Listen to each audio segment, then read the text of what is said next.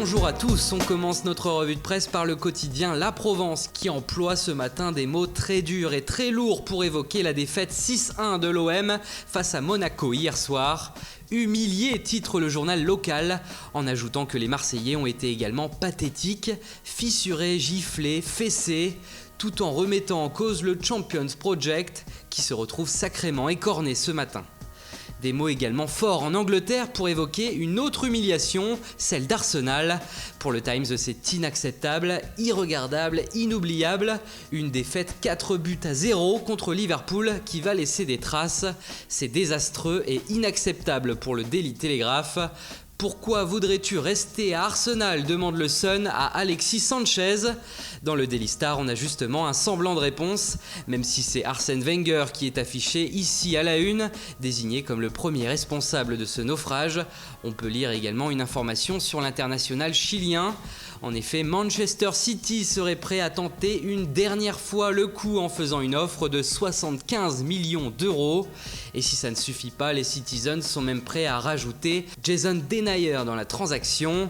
De quoi peut-être faire craquer les Gunners dans les dernières heures du mercato. À Chelsea aussi, ça va bouger. Le site Independent affirme que les Blues veulent conclure au moins 3 signatures cette semaine, à commencer par le buteur de Swansea, Fernando Llorente.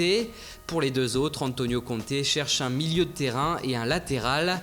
Les noms de Danny Drinkwater de Leicester, d'Alex Oxlade-Chamberlain d'Arsenal et Cédric Soares de Southampton sont pour l'instant les plus chauds.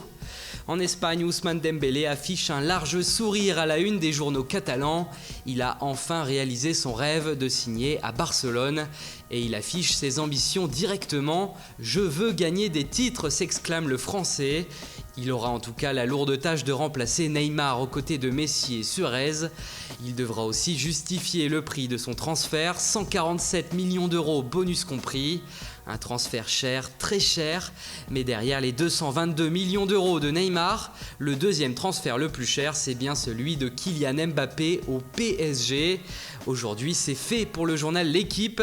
Un transfert vertigineux où le prodige devient le Français le plus cher de l'histoire après Pogba et Dembélé. Ce sera finalement un prêt avec une option d'achat de 180 millions d'euros, plus ou moins obligatoire à la fin de la saison.